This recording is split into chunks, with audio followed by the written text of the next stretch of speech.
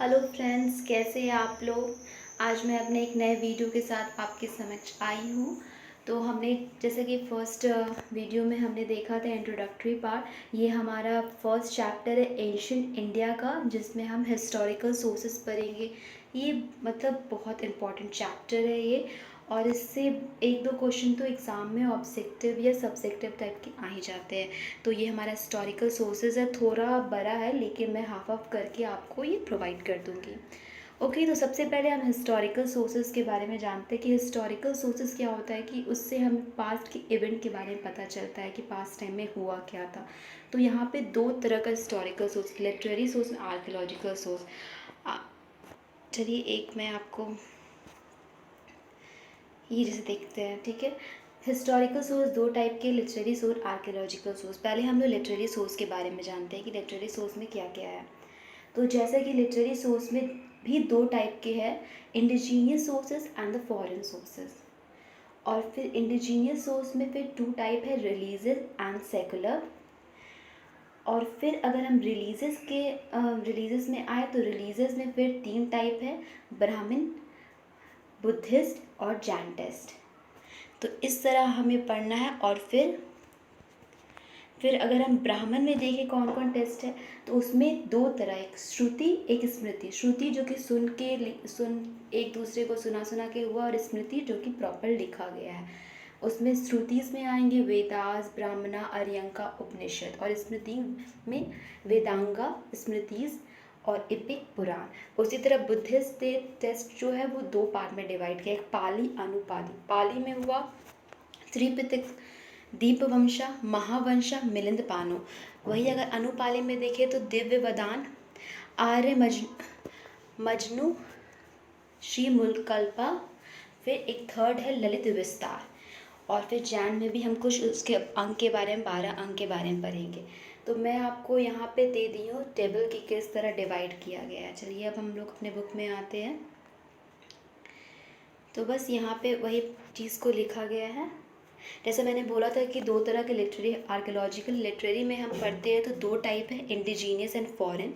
Indigenous में भी दो टाइप है, रिलीजियस एंड सेकुलर। और रिलीजियस में फिर थ्री टाइप है, ब्राह्मण, बुद्धिस्ट और जैन। और फिर सेकुलर में क्या है, हिस्टोरिकल, सेमी हिस्टोरिकल और बायोग्राफिकल। ठीक है, तो हम ये पूरा इंडिजीनियस पार्ट आज कवर करेंगे और फॉरेन पार्ट कल। क्योंकि अगर पूरा एक दिन में करेंगे तो आपके लिए भी काफ़ी हैवी हो जाएगा और फिर याद करने में भी तकलीफ होगी। तो हम लोग इस तरह इसको डिवाइड करके पढ़ेंगे। तो पहला, जैसा कि हमने रिलीजियस जो है वो टेस्ट पहला है ब्राह्मण का। तो ब्राह्मण में मैंने बोला था श्रुति टेस्ट और स्मृति। श्रुति मतलब कि जो बात सुनकर, जैसे मैंने तुम्हें बताया, तुमने किसी और को सुनकर ये हुआ है, इसको लिखा नहीं गया था, ठीक है। और स्मृतिज जो है वो लिखा गया था, ठीक है। तो श्रुतिज में वेदास जो कि बहुत फेमस है, 4 वेदास, उसको संहिता भी बोला जाता है। सेकंड हुआ ब्राह्मण, देन अर्यंका और फिर उपनिषद। स्मृतिज में आए तो वेदांगा जिसको सूत्र भी कहते हैं, फिर हुआ स्मृतिज, एपिक्स जो कि रामायण महाभारत है, और फिर पुराण्स। अब अगर हम बात करें श्रुति में, वेदास में, तो 4 प्रकार के वेदास और संहिता होते हैं। पहले ऋग्वेद, यजुर्वेद, सामवेद, अथर्ववेद। जो ऋग्वेद है उसका अगर हम टाइम पीरियड देखें तो 1500 BC से 1000 BC में, और इसका जो रीज़न है वो सप्ताह सिंधवा रीज़न है। और यजुर और जो थर्ड और 3 और है, यजुर, साम और अथर्ववेद, ये लेटर वैदिक में आते हैं। इसका टाइम पीरियड है 1100 BC टू 600 कुरु पांचाल रीजन। उसके बाद देखिए, बहुत ज़्यादा वेद के बारे में इसमें नहीं लिखा हुआ है, आगे हम लोग अच्छे से पढ़ेंगे। तो जितना लिखा मैं आपको बता देती हूँ। तो यहाँ पे है वेद के बारे में कि जो आर्यन है उनके पॉलिटिकल लाइफ के बारे में उतना नहीं बताया जितना इसमें बताया गया है रिलीजियस, सोशल, इकोनॉमिकल लाइफ के बारे में आर्यन की। और अगर हम बात करें कि हिस्ट्री के पॉइंट ऑफ व्यू से, तो ऋग्वेद और अथर्ववेद काफ़ी इम्पॉर्टेंट है यजुर और सामवेद से। उसके बाद हम बात करते हैं ब्राह्मणा का। इसका जो कंपोजिंग टाइम है वो 1000 से लेकर 600 BC तक है। इसमें एक सतपथा ब्राह्मणा है जो काफ़ी बड़ा भी है और ओल्डेस्ट भी है। इसमें दिया हुआ है नॉर्थ वेस्ट रीजन में दिया हुआ है गांधार के बारे में, शाल्य के बारे में और केकया के बारे में। वही अगर हम जाए ईस्ट रीजन ऑफ इंडिया के बारे में तो कुरु, पांचाल, कौशाला और विंध्य स्टेट के बारे में दिया गया है। उसके बाद थर्ड हमारा अर्यांकास था, वो 1000 BC से लेकर 600 BC में उसका कंपोजिंग टाइम है। ये इसका हिस्टोरिकल इम्पोर्टेंस उतना ज़्यादा नहीं है। उसके बाद अगर हम बात करें उपनिषद का तो ये 1000 से लेकर 500 BC तक है। ये उपनिषद का जो बेस्ट लर्निंग है वो परा विद्या है, मतलब स्पिरिचुअल, आध्यात्मिक शिक्षा। इसमें जो लाइफ का एम है उसमें इंडिविजुअल सोल को वर्ल्ड सोल से मर्ज किया गया और इसी को कहते हैं परा विद्या। और जो कंबाइंड स्टडी है ब्राह्मणा और उपनिषद का, वो हमें इन्फॉर्मेशन देता है परीक्षित से लेके किंग बिंबिसारा तक। उसके बाद स्मृतिज का पार्ट शुरू होता है। स्मृति में आ जाते हैं वेदांगा, जिसका कंपोजिंग टाइम 600 BC टू 280 तक है। वेदांगा में हमें एंशिएंट इंडियन हिस्ट्री के बारे में पता चलता है, फिर उसके सिविलाइजेशन, कैसे सिविलाइजेशन था, उनका कल्चर क्या था, क्या संस्कृति थी। और फिर सेकंड आते हैं स्मृतिज, जिसका कंपोजिंग टाइम 600 BC टू 680 तक है। स्मृतिज हमें बताता है कि वहाँ पे कैसे सामाजिक संगठन था, क्या उसमें थ्योरीज लगाते थे लोग, क्या कस्टम था, पहनने का क्या तरीका था, किंग का क्या राइट था, ड्यूटी था, किंग का रिलेशन और सब लोगों से कैसा था, ये सब बताते हैं। उसके बाद थर्ड जो है वो एपिक है, the famous Ramayana and Mahabharata. इसका कंपोजिंग टाइम 400 BC टू 480 है। रामायण जिसे वाल्मीकि जी ने लिखा है और इसमें उस टाइम के इंडिया के पॉलिटिकल, सोशल और रिलीजियस कंडीशन को बताया गया है। ये बुक हमें जनपदास के बारे में भी बताता है, उसके ओरिजिन, उनके डेवलपमेंट के बारे में। और फिर ये ग्रीक्स और शाकास के बारे में यानी सेथियंस और यावंस के बारे में भी बताता है ये हमें रामायण बुक। उसके बाद महाभारत हमारा, जिसे वेद व्यास ने लिखा, इसमें इंडिया के पॉलिटिकल, सोशल, रिलीजियस कंडीशन इसमें भी लिखा हुआ है। और इसमें पूरे अच्छे फॉर्म में लिखा हुआ है महाभारत वॉर के बारे में, जो कि 950 BC में हुआ था। तो ये यहाँ पे आपको याद रखना है कि कब हुआ था, 950 BC में हुआ था। किसके बीच? कौरव और पांडव के बीच में। महाभारत में क्या लिखा हुआ है? यन भारत तन भारत। इसका मतलब होता है जो महाभारत में नहीं है वो भारत में ही नहीं है। और महाभारत में हमें क्या पता चलता है? महाभारत में ये लिखा हुआ है कि मगध का कैपिटल गिरिराज था, जिसको राजगीर राज कहते हैं। फिर उसमें ये भी लिखा है कि महाभारत के टाइम पांचाला स्टेट का एग्जिस्टेंस था और यवंस यानी ग्रीक और शाकास यानी सेथियन के अलावा होना के बारे में भी इसमें महाभारत में लिखा हुआ है। उसके बाद हमारा लास्ट जो है फोर्थ, वो पुराण है। जो पुराण है वो 400 BC से 400 AD तक है। और इसमें जो गुप्ता पीरियड के बिगनिंग के हिस्ट्री के बारे में लिखा है, बिगनिंग से लेके गुप्ता पीरियड के बारे में लिखा है, हिस्ट्री ऑफ इंडिया। और इसमें जो जनरली जो इसमें पुराण के 5 सेगमेंट है। पहले सर्गा मतलब कि यूनिवर्स का क्रिएशन के बारे में लिखा है। प्रतिसर्गा फिर से डिस्ट्रॉय होकर जो रिक्रिएट हुआ उसके बारे में लिखा है। वमसा, इसमें जेनोलॉजिकल ऑफ गॉड एंड सेजेस, मतलब कि किस तरह उनका वंश काल था गॉड और ऋषियों का वो। फिर मनवंतर, इसका मतलब एपॉक ऑफ मनु, ये लिखा हुआ है। फिर वन अनुचरितम, इसमें जो एंशिएंट डायनेस्टी थे उनको नरेट किया गया है। अगर हम वंश अनुचरितम के बारे में जाने तो ये काफ़ी हिस्ट्री के पॉइंट ऑफ व्यू से बहुत इंपॉर्टेंट है, लेकिन अनफॉर्चुनेटली ये हर पुराण में नहीं लिखा हुआ है। तो वंश अनुचरितम जो है वो किस में लिखा है? मत्स्य, भगवत, विष्णु, वायु, ब्रह्मा, भविष्य और गरुड़ पुराण में, ये सब में लिखा हुआ है। और गरुड़ पुराण जो है वो क्या है? वो वंशकाल पूर्वा, ये सब के बारे में बताया गया है। तो हमारा जो ब्राह्मण पार्ट था, ब्राह्मण का टेस्ट था, वो कंप्लीट हुआ। सेकंड हम आते हैं बुद्धिस्ट टेस्ट के बारे में। तो मैंने जैसे कहा था ये 2 पार्ट में डिवाइड हुआ है, पाली और अनुपाली के बाद। तो अब इसको हम बताते हैं। पाली में भी मैंने बताया था कि पाली में त्रिपिटका है। तो ये देखिए, पाली में त्रिपिटका, दीपवंशा, महावंशा और मिलिंद, ये जो है इम्पॉर्टेंट है, तो इसमें है। अब जानते हैं कि हम त्रिपिटका जो है वो सबसे एयरलिस्ट और काफ़ी इम्पॉर्टेंट है पाली टेक्स्ट में। ये काफ़ी इम्पॉर्टेंट है। आप ये सब त्रिपिटका आपको बार बार रिवाइज करना है, क्योंकि ये क्वेश्चन बहुत बार आते हैं, तो ये चैप्टर हर पॉइंट इसका काफ़ी इम्पोर्टेंट है। तो त्रिपितिका के बारे में मैंने बताया कि ये जो है इसके अंदर भी 3 पार्ट है, जैसे कि विनय पितिका पहला, दूसरा सुत पितिका और तीसरा अभिधम पितिका। ये 3 किसके अंदर? त्रिपितिका के अंदर। त्रिपितिका के अंदर विनय पितिका, सुत पितिका, अभिधम पितिका। ठीक है, उसके बाद हम बात करते हैं, एक सेकेंड पहले मैं, हाँ, तो उसके बाद हम लोग बात करते हैं ये विनय पितिका में क्या लिखा हुआ है। विनय पितिका और जो सुत पितिका है ये भी बहुत इंपॉर्टेंट आपको क्वेश्चन बनता है। विनय पितिका और सुत पितिका जो है वो फर्स्ट बुद्धिस्ट काउंसिल में इसको कंपाइल किया गया था। ये कब हुआ था? ये डेट भी बहुत इंपॉर्टेंट है, 483 BC में। कहाँ हुआ था ये भी इंपॉर्टेंट है, राजगीर, जो कि बिहार में है। तो विनय पितिका है वो फर्स्ट बुद्धिस्ट काउंसिल 483 में हुआ था और राजगीर बिहार में। वहीं विनय और सुत पितिका दोनों। वहीं अभिधम पितिका का बात करें तो वो थर्ड बुद्धिस्ट काउंसिल में, जो कि 250 में हुआ था। कहाँ पे? पाटलिपुत्रा बिहार में। पहला राजगीर में और दूसरा पाटलिपुत्रा में, ये आपको ध्यान में रखना है। और जो त्रिपितिका है उसमें सोशल और रिलीजियस लाइफ उस टाइम के इंडिया के बारे में लिखा गया है, मतलब गौतम बुद्ध के टाइम में, बिफोर ऑफकोर्स BC।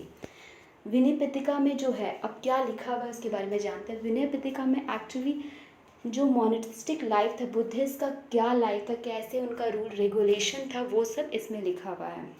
विनय पितिका में बुद्धिस्ट कोड के बारे में लिखा है। अगर सुत पितिका की बात है, सुत पितिका सबसे लंबा और सबसे इम्पोर्टेंट है त्रिपितिका में। इसमें क्या लिखा हुआ है?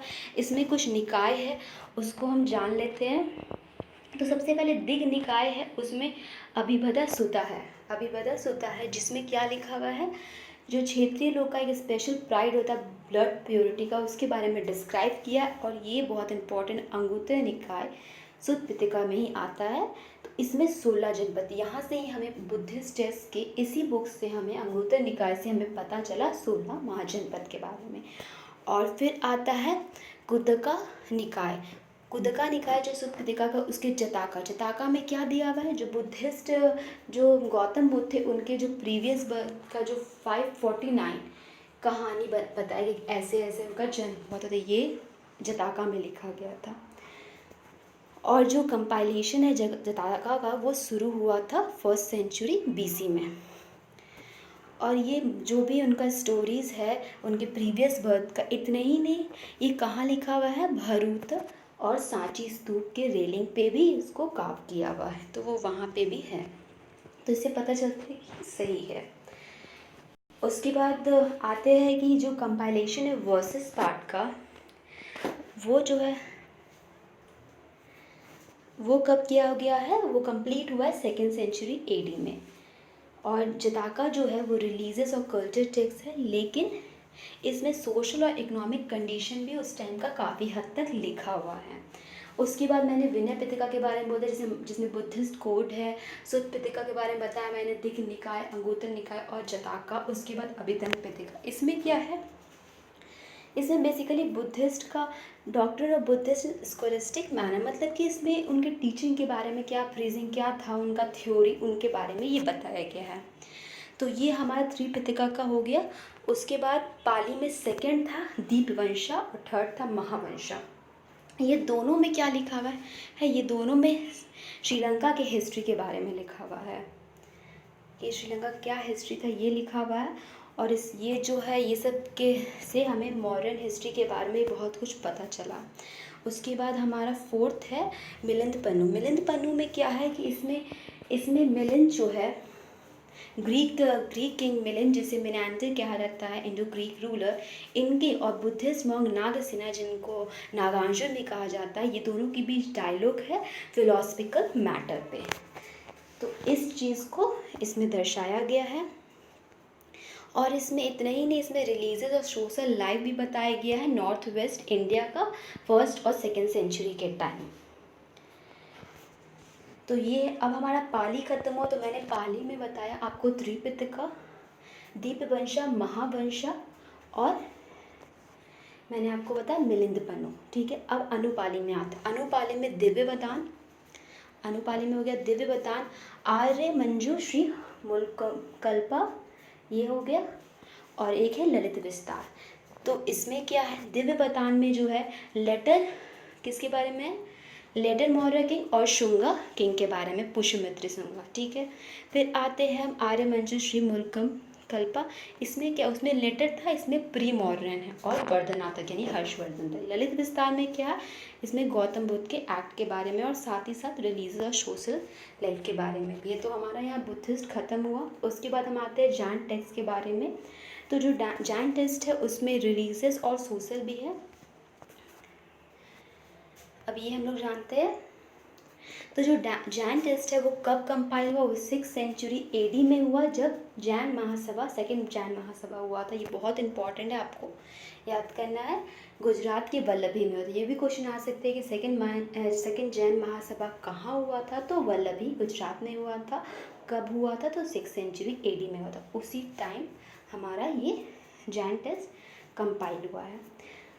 और फिर हम कुछ जैन टेक्स्ट करें तो 12 अंक बहुत इंपॉर्टेंट है। जैसे देखिए इसमें है अचारंगा सूत्र। देखिए अचारंगा सूत्र क्या है, disciplinary rule regulation of Jain, मतलब जैन मॉन्क का क्या रूल रेगुलेशन था। जिस तरह हम अभी बुद्धिस्ट के बारे में पढ़े, उनके विनय पिटका में बुद्धिस्ट कोड के बारे में लिखा, उसी तरह जैन कोड के बारे में अचारंगा सूत्र में लिखा हुआ है। फिर आता है भगवती सूत्र। इसमें क्या है, इसमें महावीरा के लाइफ के बारे में और 16 जनपदा के बारे में है। महावीरा के लाइफ के बारे में और 16 जनपदा के बारे में। अब हमने बुद्धिस्ट स्टेट में भी 16 जनपदा पढ़ा था, तो वो हम किस में पढ़े थे, हम लोग अंगुत्तर निकाय के सुत्तपिटिका बुक था, उसके अंगुत्तर निकाय में। और यहाँ पे हम पढ़ रहे भगवती सूत्र से।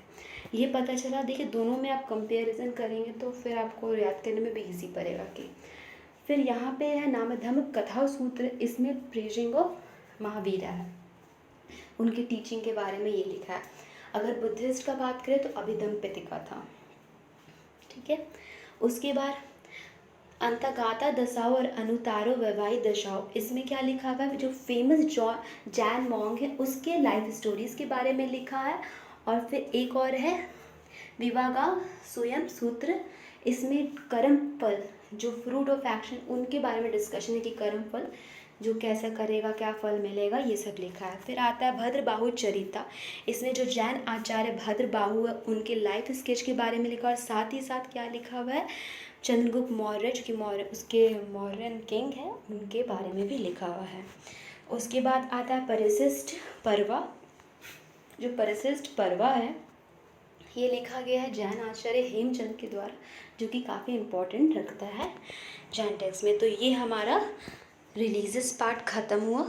तो रिलीजियस ख़त्म हुआ तो सेकेंड हमने बताया था सेकुलर था। सेकुलर में कौन था, हिस्टोरिकल, सेमी हिस्टोरिकल और बायोलॉजिकल। तो सेमी हिस्टोरिकल सबसे पहले द फेमस कौटिल्य, जिसे चाणक्य भी कहा जाता है, उन्होंने अर्थशास्त्र लिखा है। इनका कंपाइल हुआ था 4th सेंचुरी BC में। ये सिर्फ हमें एडमिनिस्ट्रेशन के बारे में ही नहीं बताता है, साथ ही साथ उस टाइम में क्या सोशल रिलीजियस लाइफ रहे वो भी बताता है। और इनका अर्थशास्त्र है वो अरस्तु के पॉलिटिक्स और मैकियावेली के प्रिंस से भी कंपेयर है। देखिए ये सब बहुत इंपॉर्टेंट है, आपको आज मैं जो भी पढ़ा रही हूँ आप एकदम याद कर लो। उसके बाद नीतिशार कमांडाका का नीति शास्त्र है। ये जो है वो गुप्ता पीरियड के मोनार्क के बारे में बताता है। फिर शुक्रा का शुक्रा नीति है, जो कि उस टाइम के किंगशिप जो भी है उसके बारे में बताता है। फिर है सोमदेव सूरी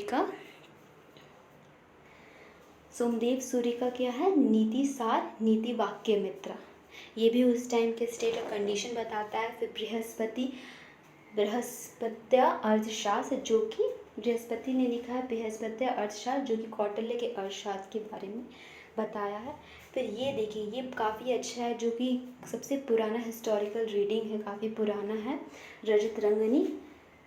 इसमें ये लिखा गया, ये क्वेश्चन भी बहुत बार आया है। ये किसने लिखा है, तो कल्हाना ने लिखा है 12th सेंचुरी में। इसमें कश्मीर के किंग के बारे में बायोग्राफीज़ है, और ये पहला वर्क है जिसमें बताया गया हिस्टोरिकल राइटिंग से बताया गया है। तो ये भी आपको याद रखना है। उसके बाद अगर जाए तो क्रॉनिकल्स ऑफ गुजरात, इसमें है कि उन गुजरात के हिस्ट्री के बारे में कुछ पता चला है, ये सब बुक से पता चला है, प्रबंध कोश से, हामिरमंद मर्दान से, तेजपाल प्रतिष्ठित प्रबंधा चिंतामणि से, ये सब जो है वो गुजरात की हिस्ट्री के बारे में बताता है। फिर ये देखिए, ये भी इम्पोर्टेंट है।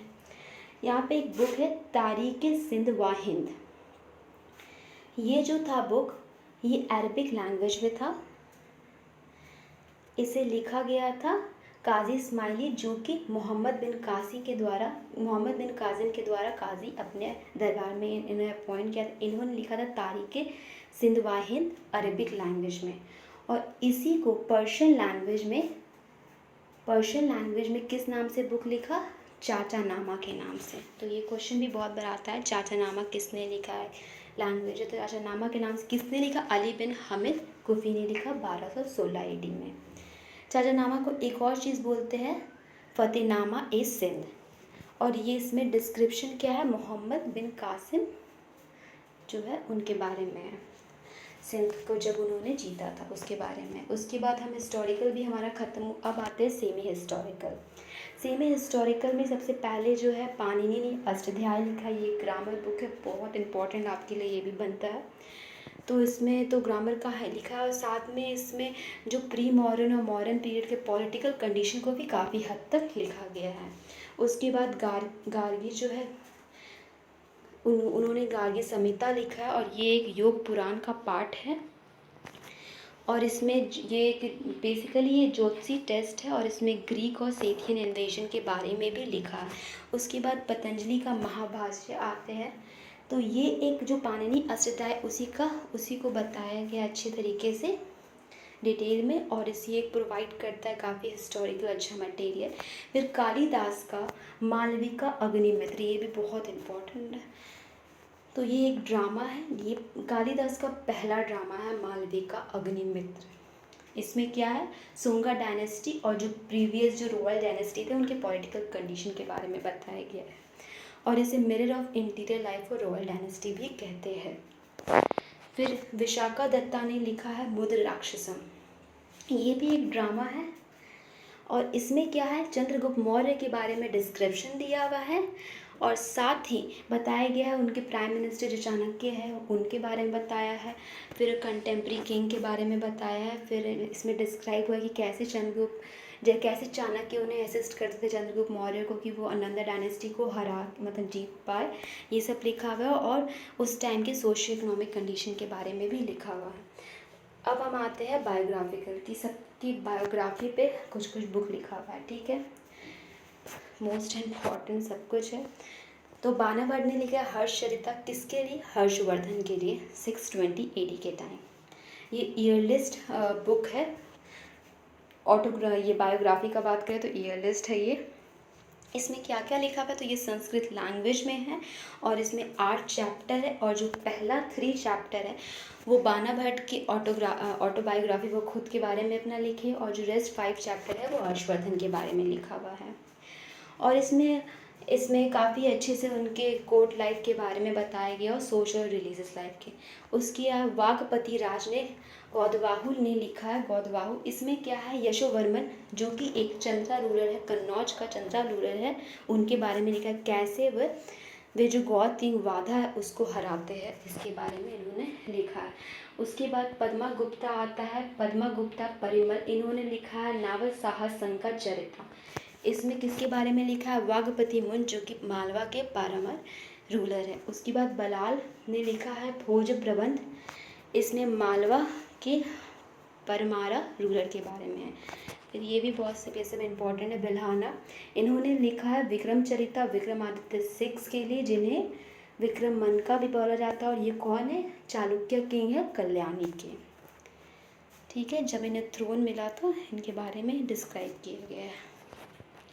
उसके बाद सांध्यकर नंदिन ने लिखा है रामचरिता लिखा है एक पाला डायनेस्टी के किंग पे। और नांदिन जो है ये संध्याकर नांदिन जो है वो खुद को क्या बोलते हैं? वाल्मीकि, ये खुद को बोलते हैं वाल्मीकि ऑफ काली युग का वाल्मीकि ये बोलते हैं। और इन्होंने अपने अपने राजा रामपाल को एज अ राम के डिनोट करके लिखा है।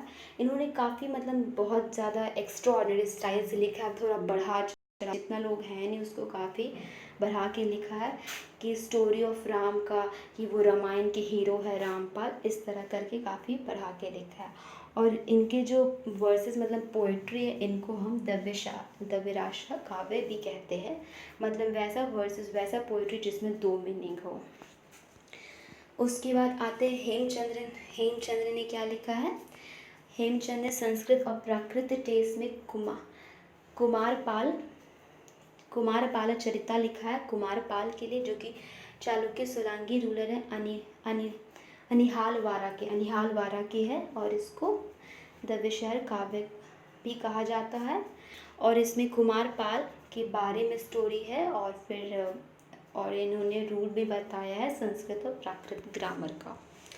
उसके बाद बात करें तो जय सिंह सूरी ने कुमारपाल भोपाल चरिता लिखा है।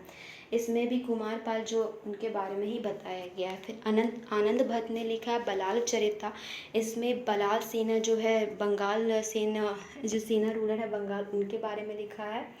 उसके बाद ये भी बहुत ज़्यादा इम्पोर्टेंट है, चांद बरदोई। ये थे court poet of friend Prithviraj III के, और पृथ्वीराज III जो कि चौहान रूलर है, इन्होंने लिखा है। चांद बरदोई ने लिखा है पृथ्वीराज रासो। ये पहला एपिक है हिंदी लैंग्वेज में लिखा गया था, ठीक है। और इसमें पृथ्वीरासो में बताया गया है कि पृथ्वीराज III के बारे में, उनका जो कन्फ्लिक्ट हुआ था मोहम्मद घोरी से, उनके बारे में लिखा गया था। कब कन्फ्लिक्ट हुआ था? 1191 में और 92 में।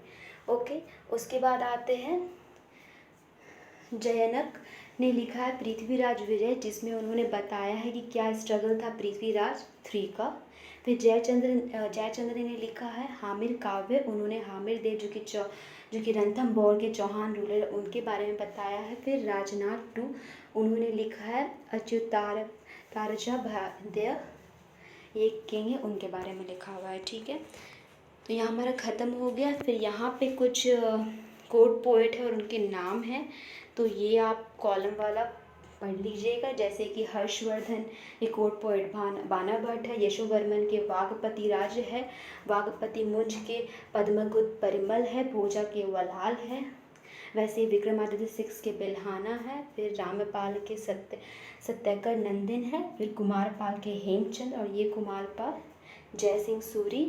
फिर बलाल सेना के आनंद भट्ट, और चांद बरदोई पृथ्वीराज III। उसके बाद जयंत पृथ्वीराज III, जयचंद्र हामिर देव, और राजनाथ II अच्युता देव राय। तो ये हमारा जो इंडिजीनियस सोर्सेस है वो कंप्लीट हुआ। अब हम नेक्स्ट क्लास में फॉरेन सोर्सेस करेंगे। तो अगर आपको मेरा वीडियो पसंद आया तो प्लीज़ लाइक सब्सक्राइब कीजिए, ताकि इससे मुझे भी मोटिवेट हूँ मैं, और मैं आगे आपके लिए अच्छे वीडियो बना पाऊँ। तो प्लीज़, और अगर कुछ गलती हो मेरे में तो मुझे कमेंट कीजिए, तो मैं उससे ओवरकम हो पाऊँगी, उसे मैं ठीक कर दूँगी। और ऐसे ही आपके लिए बहुत सारा मैं सीरीज़ लाने वाली हूँ, NCERT सीरीज़, न्यूज़पेपर एनालिसिस, सब कुछ आएंगे। तो आप मेरे चैनल को ज़रूर विज़िट कीजिए। माय नेम कृति सहाय, उस पर आप जाइए, उस पर आपको सब कुछ मिलेगा। लूसेंट सीरीज़ सब कुछ कंप्लीट होने वाला है। तो ऐसे ही पढ़ते रहिए। All the best and bye bye.